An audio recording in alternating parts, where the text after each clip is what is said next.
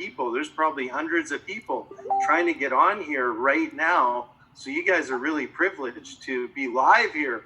And they say the early bird gets the worm, and you guys were really smart for being early right now. So without further ado, I'm just gonna introduce Dr. Vaughn Cook. He's a doctor of Oriental Medicine.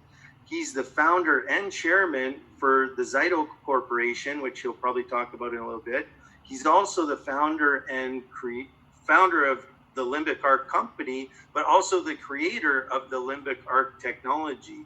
And so I'm going to turn it over to Dr. Vaughn Cook. I just want to ask you one question to get started. I'd really like to just start with your background so we can get to know you better. Like, who is Dr. Vaughn Cook, and when did you get into the quantum space? I guess we've always been in the quantum space. Oh, yeah. Well, I am, I've got some dots on my head I see when I look in my camera. I'm actually putting some cream on my head. A dermatologist gave it to me, and it's helping rid of damaged skin from sunspots. So I spent too much time in the sun, you can tell. Anyway, next time you see me, I'll be more beautiful, I'm sure. I got started in energy medicine back in the mid 80s. I actually, when I was younger, I had bad allergies, and I kind of outgrew them. But during the time when I had bad allergies, when I say bad allergies, I mean really bad allergies. I suffered horrendously, and I tried everything from steroid shots to any prescription medication that was on the market. And at best, I would get maybe a 2-day relief from any of that. So I just learned to live with it. Fortunately, as I got older, I outgrew it until in the early 80s, I was married at the time. We had some children. My wife and I moved our family down to Las Vegas, Nevada. And when we got there, allergies came back with a vengeance. And I had a neighbor who was a dentist. His name was Bill Roberson. And Bill, incidentally, let me interrupt myself right now. Occasionally I get a notice here that says my internet is unstable. If I break up, let me know, because I can turn the video off and that would probably help. So just let me know. Anyway, I was talking to Bill about my allergies, and he told me that he used, just as a hobby, some technology that he called electroacupuncture according to Bull. And it didn't mean anything to me, but he said, you're probably just sensitive to something in your yard that you're not used to. So go around tomorrow and break a twig off everything in your yard. And at 5 o'clock, when I close my clinic, be down here and I'll test you and see what you're reacting to. So the next day I showed up with 3 big grocery sacks full of food. And Bill took out this device. It was essentially an ohm meter, and he started to test. And I held on to the handle, which was the ground, and he took a little stylus and he would touch it on certain points on my hand. And he would then put a twig on top of his machine. It had a metal plate on top. And as he would test, then the meter on the machine would deflect. And anyway, he would explain the process to me. And when we got done, he said, the only 2 things you're showing a reaction to are oleanders and pyracantha. And so, and I thought, okay, that makes sense because I'm not used to that. We didn't have them where we moved from. And he then went to his cupboard and he pulled out another machine and he got a little bottle, a little dropper bottle, and he put some alcohol in it. And he put the oleander and the pyracantha twig in one of the wells on top of this machine, and he put this dropper bottle with the alcohol in it. It was actually vodka. It wasn't the rubbing alcohol. And he put that in the other side, and he twisted some dials. And he told me that what was happening is, he said, this machine will take the energy from the twigs and transfer it onto the water molecule and the alcohol molecule in the bottle. And I thought, well, that sounds weird, but okay. You know, there was two things that were going for me. One was that Bill was a legitimate guy, and he had a legitimate practice. And so I thought, well, you know, this may sound goofy, but he doesn't seem to be a goofy guy. And then the other thing I had going for me was my allergies were so bad that I would have done anything to get relief. And so I was open to whatever he might suggest. When he finished, he handed me the bottle and he said, take 10 drops of this 3 times a day, just put it under your tongue. So I went home and did it religiously. And 10 days after I started, my allergy symptoms just stopped immediately. It was like God reached his finger up my nose and turned the valve off. It was that dramatic. My brain itch went away, my throat itch went away, my ears stopped itching, my sinuses stopped running. It just stopped. And I thought, this is crazy. Nothing happens. Nothing I've ever tried in my whole life has been this dramatic. It can't be this crazy stuff in the bottle. So I thought, well, maybe the oleanders and the pyracantha have just stopped blooming. So I went outside and they were just going strong.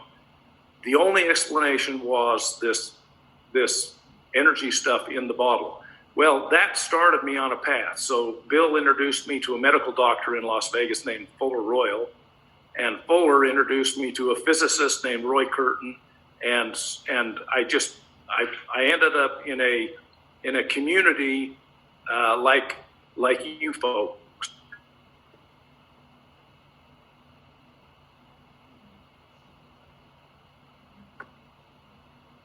Uh-oh, we may have lost him.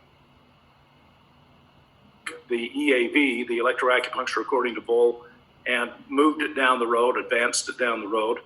And so I've been in clinical practice. I've been in the equipment business, the technology business for the last probably 36 plus years. And I graduated from acupuncture in Hawaii. I have a doctor's degree in Oriental medicine. I'm an Oriental medical doctor is my official title. That was from a school out of New Mexico. I have traveled all over the world because of my technology business. The company that Dan mentioned is Zyto. I've had that company for about 16 years now. And so I've got a long background, a lot of experience, and fortunately have rubbed shoulders with a lot of really smart people from all over the place. And hopefully some of us rubbed off. But that's my background. Awesome. Thank you so much. Bob has the next question. You have to unmute, Bob. I think I unmuted and Carl muted me. Anyway, Dr. Cook, thanks for being on here with us today. Really appreciate it. So with that background and, working with that for the last 36 years, Zyto for the last 16, the last 2 years of getting involved then with the Limbic Arc, what started you on that path to this technology that we're now using today and discovering? In the mid 90s, I actually came up with the idea for Limbic Arc, and we built an early device that was designed to be a learning accelerator. The thought was we should be able to learn faster if we get essentially a quantum download as well as applying ourselves. And so what we built was a technology that we could take an unlimited amount of data and crunch it in a certain way. And then we didn't have the internet like we do today. And so we didn't have the elegant delivery system, but we actually would take the information out of the computer. We would then load it into a special capsule that we built. We called it a transfer capsule. We would then lay that capsule in a laser that we built, and then as we turned the laser light on, the data in the transfer capsule would actually affect the excitation of the laser beam, and in that way we could transfer the data directly into a person by shining the laser beam on their skin. Oh my God, that's amazing. Back in the mid 90s, we didn't have the consciousness that we have now. And I should tell you, this technology worked.